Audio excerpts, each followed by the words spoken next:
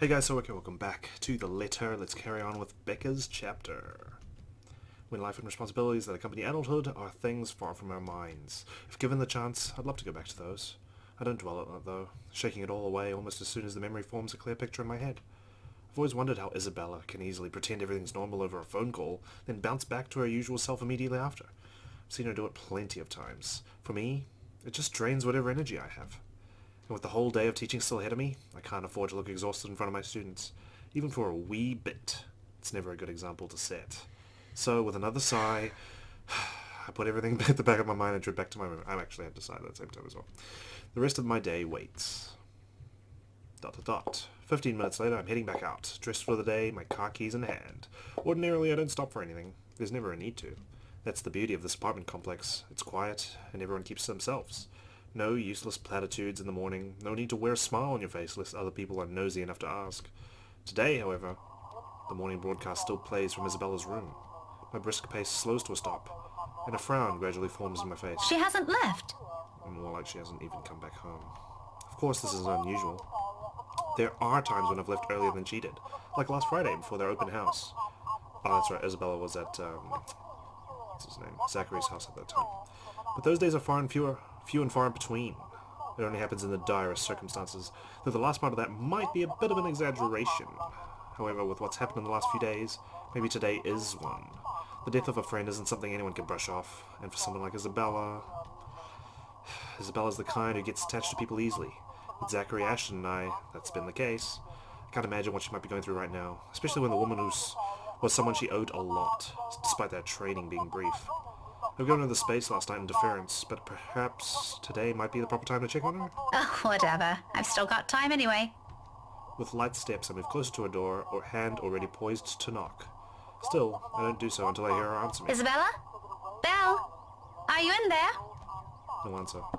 After a second, I finally knock, lightly, so I don't disturb her, in case she's sleeping and has merely left the telly running last night. Never mind how she never lets that happen. Ever. Waste of electricity and all. I just want to check on you before I leave. Is that okay? Are you going to work today, Belle? Still nothing. I'm about to leave. If you want, I can drop you off.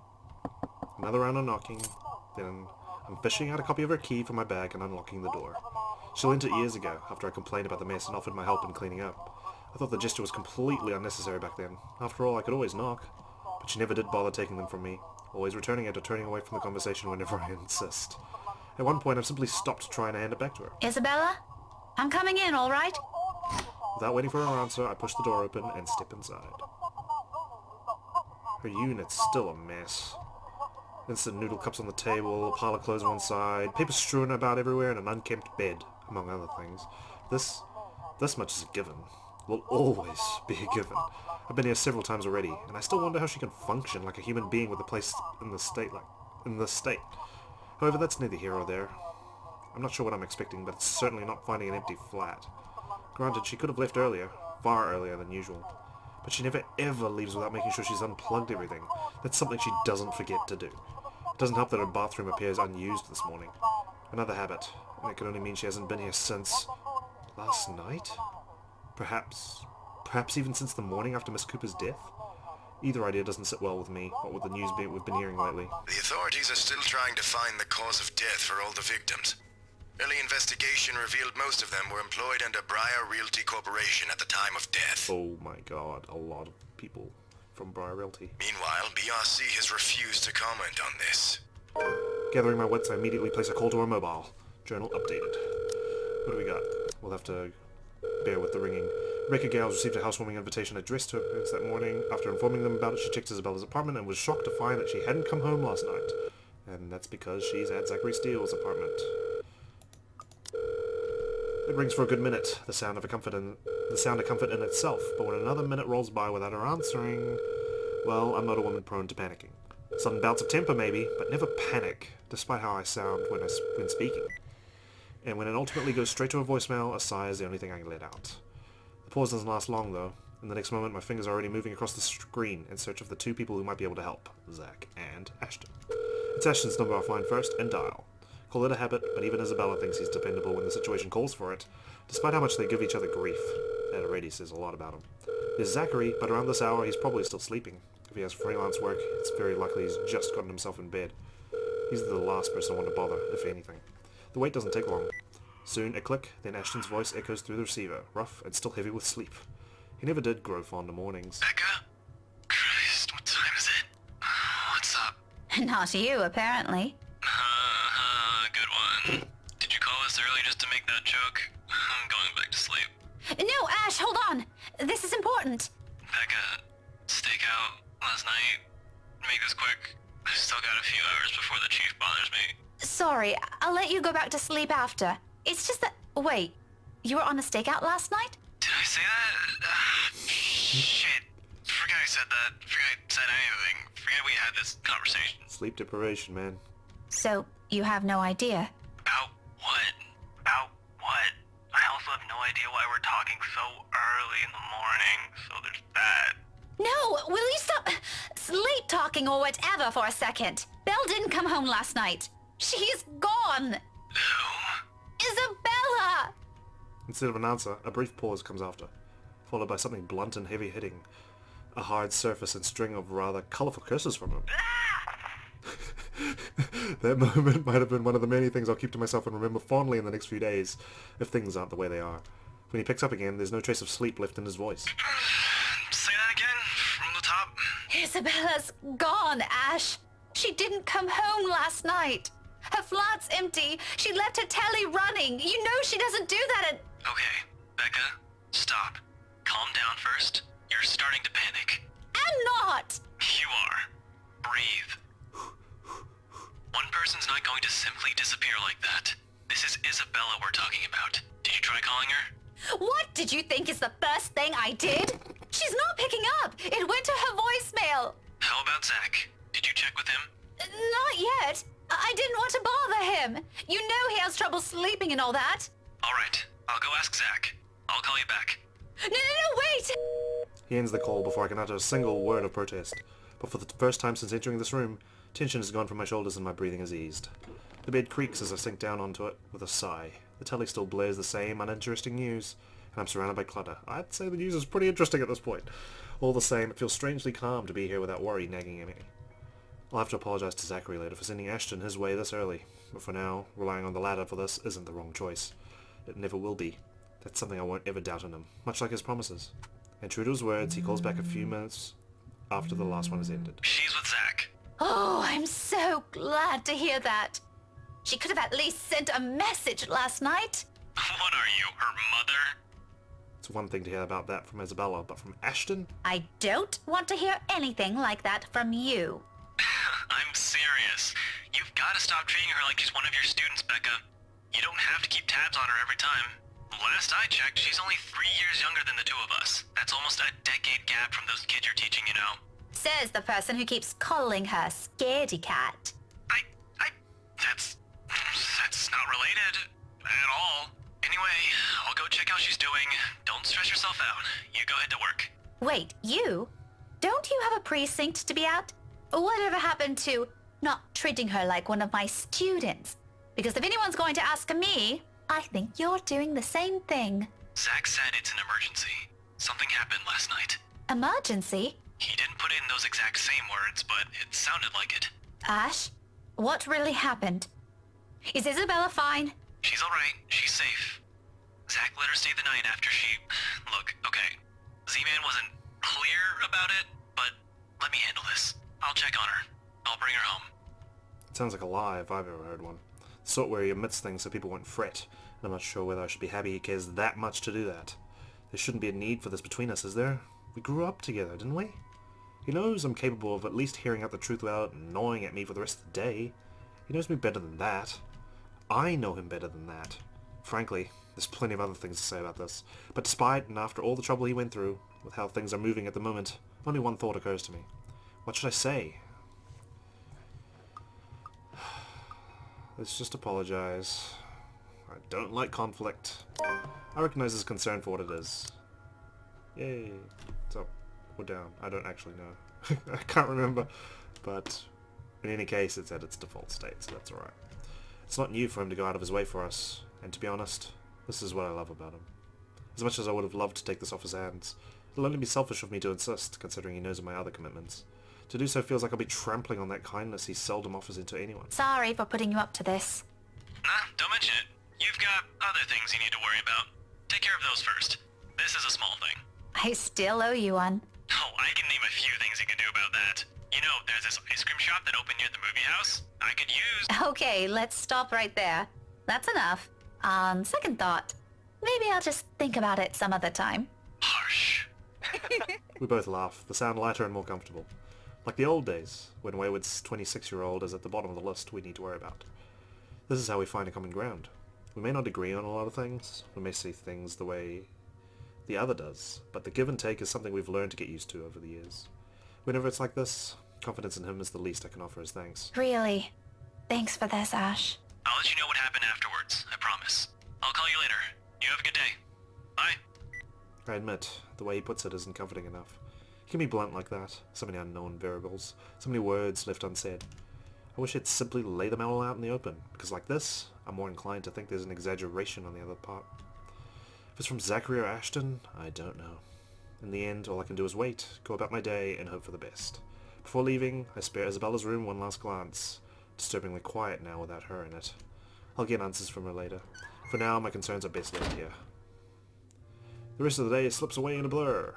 Despite my best efforts in keeping this morning's events from surfacing in my mind, it sticks. In a way, everything today simply feels like a reminder. Every conversation, regardless of how casual, every topic, no matter how mundane it seems, I blame the news entirely for this. Recent happenings brought quite a few interesting stories to everyone's attention, mostly superstitious talk of death. And when locals talk about death here, anyone can sure as hell count on someone bringing up that mansion Isabella sold not a few weeks ago. Even my own students wouldn't stop yapping about it. It's even worse than when it was put up back in the market. Now there are more stories. If this is the world reminding me of what matters, or simply because the atmosphere around this time of year calls for it, I'd rather take the latter. At least then I can be sure people will forget about it in favour of another set of holidays after. Nevertheless, and this may be a painful thing to admit, but listening to them is a pleasant distraction while waiting for Ashton's call. I hope he didn't forget. The school day's about to end soon. No, that's got nothing with what I heard. You always hear staff. I'm not sure if half of them's even real. No, really. Rowan knows about it. He used to be in the same class with them. I can hear you from back here, you know. Whatever, Rowan. Anyway, the story goes like this. There were 3 of them. They entered the mansion on a dare, and they were all never seen again. I wonder if that was the same students on the video, or if he's just making this up. No one knows what happened to them. Up to this day. The video being what Marianne saw. Scary shit, man. Cock and bull story. Calling it now. No, you don't get it. Why don't you ask Miss Gales then? Better yet, why don't you go inside the place? I'm betting my allowance you can't do it. Oh, a whole $2.50. The talk immediately halts when I look up, all of them suddenly pretending to be engrossed in their current activity. Still, a way to put a stopper to this nonsense is needed. Creativity and imagination fostered by these stories is one thing, but reckless ideas should be corrected before anything potentially tragic comes from it. Back to your worksheets, everyone. And I don't want to hear any talk of dares or going inside that mansion. It's private property now. You'd all better stay away from it before... At the noise, the whole lot of them goes silent. You can almost hear a pin drop. The look on their faces would have made for a funny picture, but that's irrelevant at the moment. If that is a student loitering around, someone's going to be in trouble. I'll be back. If you're done, you can leave your worksheets on my desk. Keep the noise to a minimum while I'm gone, okay? I can sense their eyes on me as I walk out the door. A muted kind of anticipation. A bit unnerving, but it's far more agreeable than the feeling of being watched I've been enduring these past few days. Oh god, is something in a locker? Class is still in session for most of the other rooms. In a few hours, once the final bell rings, however, this place will once again be filled with busy chatter and footfalls, as an everyday cycle in itself. But for the moment, I let the silence guide me, my ears focusing on whatever sounds there are or there will be, searching for that distinct clanging of metal. The fact that no one else can hear it confirms my fears. A good minute passes, and for the portion of it, only my steps echoes through the halls. And another. I'm about to turn around when... The sound of it halts my footsteps. It's a little muffled and infrequent, but grows louder after each interval. With the hallway devoid of people, if I don't put a stop to it soon, it'll start to disturb the other classes still going on. I doubt that, Rebecca. Please be careful. Looking for it doesn't take long. All I do is follow the racket, and shortly I'm standing in front of a nondescript row of unoccupied lockers. And from inside one of them, sitting in the middle, comes the noise. Oh, God. Annoyingly disruptive now that I'm facing it. Like someone's pounding on the middle door from inside, hoping to get out. Leaning forward, I try to get a glimpse through the horizontal slats of whatever's causing it. But in this light, only darkness greets me, and another round of clanging, louder than the previous one, more desperate. I've heard stories before, from other schools, from a few colleagues who had to deal with it once or twice. Although, personally, I've never encountered one myself, and I can only thank the heavens I haven't yet. But If this is another kid some other student stuffed in a locker... with a huff, I straighten up and study it briefly with a frown. Without delay, I reach for its handle and, at once, it stops. Oh my God. Immediately replaced by the muffled sound of a mobile phone ringing. I give the door a few raps before taking my attention away. A second. Another. When nothing or no one responds, I finally avert my eyes and pull out my mobile. Oh God, okay. Ashton's voice greets me from the other end of the line, oddly cheerful in light of this morning's matters. Or maybe because I'm expecting some grave or serious news from him. Instead, I get this. Hey, Becca. Well, you sound happy. I do? My voice still sounds the same to me. There are only two things I know of that could be the reason for that tone. Sweets, or he's gotten a good lead in his case. From the sound of it, I'm going to assume it's the former, since lately, that case is all that's running inside his head. If there's ever a third one, I haven't heard of it. Yet. It can only be one of the two. Ignore that. How's Isabella? Drove her home a few minutes ago. I think she's sleeping now. Sorry this took a while. Z-Man gave us the puppy eyes after we tried to leave. Had some food prepared for us, apparently. We didn't have the heart to say no. That's all right. Is she okay now? I'm not really sure. She didn't say anything to Zach, but she mentioned a plan to take a few days off from work. It was a passing comment before I left her, so I didn't get to ask. Must be because of Rose's death. Could be. It doesn't seem like it from Zach's story, though. He said she was shaking when she got there. Shaking? The word triggers a memory. From 3 days ago, on the way home from her little treat after she sold the mansion. I didn't think much of it at the time, but I won't lie. It scared me. The terrified look on her face. How she sounded when she suddenly screamed. Becca? Still there? Yeah, I just remembered something. Sorry, don't mind me. Look, if you can talk to her, get the story out of her. That would be great. She wouldn't talk to Zach or me even when I tried. Maybe she'll speak up if it's you? I'll give it a go, but I can't promise anything, okay? You know how stubborn she can get. But thanks for letting me know about this. If you want, I can get you that ice cream thing you mentioned tonight. As thanks. Just as thanks for all the trouble I've caused today. Oh, Rebecca. Believe me, I'd love to take you up on that offer, but I've got something on my schedule this evening. Maybe some other time? Thanks a lot, Becca. There's a short pause before he cuts the call from his end. Once again, I'm alone with my thoughts. But rather than answers, all I got from it are questions. More of them, one on top of the other. As if the world isn't planning to give me a break anytime soon. But that's a problem I'll tackle later. Right now, I've got students who need to be taught follies of eavesdropping. If the slightly open door and their smothered laughter from inside is an indication. All right, enough eavesdropping. All of you, back to your seats. Is that your boyfriend, Miss Gales? None of your business. Totally is. Quick scuffle follows that comment. If there's a retort prepared at the tip of my tongue, I drop every pretense of letting it loose on them. There's no use arguing with teenagers sometimes, boisterous as they all are. They're still my kids, though. Rough around the edges, maybe, but still my kids. Shaking my head, I head back to my classroom with a smile, but not before taking a glance at that locker again. It hasn't made a sound since. Oh, must be the wind. So without another look, I leave it alone. Oh, thank God. Holy fuck. Why do you have to freaking do that scare cord? We didn't even see the locker, thank God. Jesus. Alright, anyway, let's continue. Can't do that, we walked away. Jeez.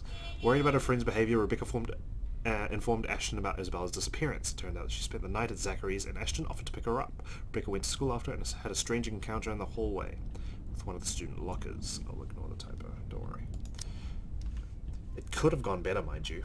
With the exams nearing, getting out of work before the sun has set looks as though it's a far-off dream for now. At least until they're over. Then we have the holidays to look forward to. There really are times when you simply take what you can get for the time being. Nothing wrong with that. What I'm hoping for is this will continue until the whole day ends. There's still that promise I made to Ashton, and frankly, the idea alone doesn't sound good. If Isabella doesn't talk to them, what makes them think she'll talk to me? It's not like there's a hierarchy, is there? Just because I can handle Isabella's childish tendencies doesn't mean I can do it all the time. Really, those two give me too much credit. Nevertheless, I'm keeping my fingers crossed, if only because I'm also worried about her, and both Zachary and Ashton deem it important that somebody gets the story out of her. Here's to hoping it's got nothing to do with that letter. Again. I understand if she feels a bit stressed lately, but keeping that story going on for more than a week is... it's bound to get tiring at one point. Seriously, I merely don't want this to end in another argument. God willing, the cafe's special will help smoothen things out. After all, it's always been food with her. Or money. But mostly food. At this hour, the cafe is usually filled to the brim with people. That's the reason Isabella and I rarely ever go here during the evenings. It's simply too much of a hassle when we can prepare food ourselves in the comfort of our homes, and there really isn't much reason to eat out lately. What with life going on a busy streak. No time for long lines. Better spend that doing something productive, yes? Lucky there isn't one tonight. Only a few people are idling around the counter. 4 of them, in fact. A woman in her 60s and a teenager busy with his phone. Both are just waiting to be served their orders. The other 2, a posh-looking man and a child, who I immediately recognize as Kylie, appear to have not yet picked anything they want. Hello, Luke. Hello, Kylie. Nice to see Luke doesn't have the dark aura around him. For some reason, my stare lingers at the guy. Though dressed relatively well and looks harmless, I haven't seen him around these parts before. Someone new in the neighborhood, perhaps? Even so, there's something familiar in him. Feels like I've seen him somewhere before. That also begs the question of why Kylie is with him. Of course, the girl easily takes a liking to anyone who buys her sweets, so it's a bit both worrisome and unsurprising. The blonde bloke doesn't look particularly thrilled with the company, though. I tear my eyes away from them soon enough once the guy at the counter appears, ready to take my order. That, and I'd also hate to be accused of ogling strangers. 2, evening special, takeout. He's already punching the order before I even finish. Saying my order out loud is really more for formality's sake and made out of habit. He has known Isabella and I long enough that if we ever drop by here, he already knows it's always because I'm buying dinner for the 2 of us. I rarely visit here alone if I can help it, but Isabella can sometimes be a bad influence. He gives me a small smile before leaving to prepare my order, while I fish for my wallet when... Look, you little ankle biter. If I buy you the biggest parfait they have, will you please behave? I would just like 10 minutes of peace and quiet. Posh-looking man. You said you'll get me some bread pudding this time. Yeah, well, darling, they said they ran out of it. Just pick another one so we can be on our way. Their parfait doesn't look as cute as the one my mom bought me. Parfait is just ice cream, sweetheart. It'll melt no matter how dainty it appears. In the end, it'll all look like an ugly puddle. This is so Luke. Oh Now my come on, just pick one. It could even be the most expensive one on that list. I don't give a shit. I don't care. Oh, what I would give for someone to buy you off my hands right now. What? My whole attention instantly snaps back up to them at their conversation. Jumping to conclusions isn't something I'm particularly fond of, especially when all I have are baseless assumptions. But you can't really trust a stranger these days. No one around the cafe seems to have noticed this as words either. Very suspicious words. Still, I don't move. Yet. But my hand has already shifted from my wallet to the book I'm carrying. A hardbound textbook. Looks harmless, but if a situation calls for it, it might be a good deadly weapon. Trust me, those things are heavy. Might. I haven't gotten the chance to try it anywhere, so far. Today could be the day. But you promised. Look, if you don't want a parfait, how about a Bonifay pie? I'm sure it'll taste just as good as any other bread pudding. I'll even buy you the entire tray. How does that sound? That's not what you said before. Like Well, sweetheart, adults change their minds sometimes. Suspicious looking man. You said if I come with you, you'll buy me a bread pudding, and I did, and now you won't keep your promise. I want to go home. I miss my mom. No, darling, if I remember correctly, and I have a good memory, honey. What I said was, if you come quietly with me, I might buy you one. Out of context, this sounds so suspicious. The quiet part didn't happen. Though now that I'm sober, I think this is a bad idea. And I should just ship you someplace else for that peace and quiet. Oh, that's it. No hesitation. In a few paces, he's within my reach, and without warning, I'm slamming the flat area of my book against his skull. Ow! Oh my god. There's a cry of pain, followed by him instantly crouching down, hands nursing the sore spot. Almost comically, as if this were a different situation and the safety of a St. Grady student is at stake, I'll probably feel sorry for him. I mean, has anyone seen how thick this book is? Get behind me, Kylie. Miss Pink! It's amusing how fast her expression changes from the pouty one earlier to something that of utter delight upon seeing me. But there's no time for any pleasantries, not even quick ones, because soon the man straightens, and I'm readying my favorite newfound weapon for another hit. Except this time, he's ready, and before I can land another one, his hand shoots up to catch my wrist in a firm hold. Whoa, and the look on his face. Bloody hell, woman! What's your problem? To say he's pissed would be a complete understatement. I don't blame him, to be honest. You should have just had some words with him, not smack him with a history book. Had I been the weak-willed sort, I'd probably cower under his sharp gaze, but that simply isn't how I roll. If he thinks he can scare me and do as he pleases here, just because I'm a woman, or whatever his reasons may be, he's got another thing coming for him. So instead, I return to him with the same intensity, with the same venom. What's my problem? You're the one who has a problem here. Rotten bowbags like you don't deserve the freedom to run this town. What are you doing to this girl? And why is that any of your business, pray tell? Kidnap. Oh, it's my business if I make it to be. Now, release me or I'll call the police. Oh, you think that scares me, Daisy? I have a name, you sleazy douchebag. Oh, I'm sure. Sleazy douche. His grip on my hand only tightens when I attempt to shake it off. His tone may be dripping with anger and sarcasm, but the gleam in his eyes says it all. He's getting a kick out of this. Riling people up, getting on their nerves, invading their personal space. He knows exactly what and which buttons to push. The nerve of this person. The nerve of this asshole. If he thinks I'm going to give in to his goading, please. He might as well just kiss his sorry behind. In fact, why not do the most sensible thing right now? Teach him a tough lesson. Let's shout for help. Let's embarrass him. Let me go, you uncouth lout. Oh, decreased, but I'm sure hitting him would have been even worse, so there we go. Or else what? I'll scream. He laughs, a derisive thing that rankles my temper more than it has any right to. It's as if he knows I can't do anything or is above any authority that exists in the city, confident he can get away with anything. The gall of this man. I'd like to punch him right now if I can. Nice try, lady. Why don't you drop the book first? You could kill people with that, you know. God, Luke is such a smarmy dick. Fat chance. Oh no, that attitude won't do, Daisy. Here, let's try that again, like the proper adults we both are. Drop the bloody fucking book. And then what? If you're assuming I'm... Then we'll have a nice conversation over a cuppa. Establish why you're attacking a poor, innocent stranger with a deadly weapon. How has no one stood, like, in front of this right now? And maybe even an apology or two for the offended party afterwards. I'm the offended party here, by the way. My brain hasn't returned to its rightful place yet, in case you're wondering. Innocent. Don't play dumb. I heard what you were trying to do with that girl. Just because she isn't my student yet doesn't mean I don't have a role in protecting that child's innocence. Protecting the what of who? Why would you... Oh no. In the span of a second, the expression on his face changes faster than anyone is capable of. From pure confusion to sudden realization, before finally deciding on a face of utter mortification. He's quick to drop his hold of my hand afterwards, like he's been holding a piping hot object, and has just realized it's in his hands all along. He's far from a decent person, but he might actually make good money doing comedy. The look on his face when he starts babbling his excuses is almost priceless. No, this kid's... Alright, lady, look, it's all a misunderstanding. My tone can't go any flatter than the one I have now. Right. Somebody help me! He places a hand on my mouth before I spill the rest of it, and all at once I'm caught between trying to stop him from smothering me and keeping his dirty hands off me. But even as my nails dig deeper into his wrists, he doesn't appear to have any intention of letting me go. Being loud works, however. Soon the attention of practically every customer seated in the small establishment is on us.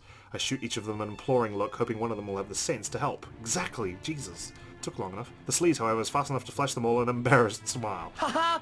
This lady's having such a bad day! Poor girl's just been through so much today! That's what I'm looking for. Nothing to see here. Go on with your dinner. That embarrassment. Especially someone like Mr. Luke Wright, famous businessman. Bad day? Even if this were a friendly chat, I wouldn't even touch you with a 10-foot pole, much less share any of my problems with you. Blighter, you're my problem! I want to blurt it out, but with a hand covering my mouth and my lungs rapidly losing air, I bite down on his hand. Hard! It works. He yowls, jerks his hand away from my face, stepping back to put as much distance as he can between us while nursing his injured hand against his chest and muttering a string of very creative set of expletives. Tears have formed at the tears of his eyes from the pain, and a small laughter almost leaves me. To be frank, he gives me the impression of a kicked puppy with the glare he shoots me. A puppy I'm less inclined to feel sorry about. You mad woman! I warned you, you ass. Why this is harassment, I'm telling you! Harassment! Then why don't you tell that to the police once they get here, You despicable! Whatever you're assuming I am, I'll have you know it's all in your head. None of it's true. You best have that pretty brain of yours checked before that gets worse. What is wrong with you? Is this the face of someone who'd do anything suspicious? Oh? You don't think a stranger luring an innocent child with promises of sweets before whisking them away from their parents doesn't warrant any suspicion? You have a very funny definition of suspicious, asshole. Maybe you're the one who should have that head of yours checked. I love it. The kid asked me to buy her sweets. You're the one who's suspicious here. I'll have you know, I have a wife. That much, at least, appears to have a sliver of truth to it. Even makes a show of brandishing his left hand to my face with much flourish. Sure enough, a wedding ring is there, though all that earned him is an unimpressed glare from me. Immediately, a small part of me starts to feel sorry for whatever poor woman married the sod. I don't understand why he has to bring her up either, as if the mention of her alone will magically present a solution to his problem.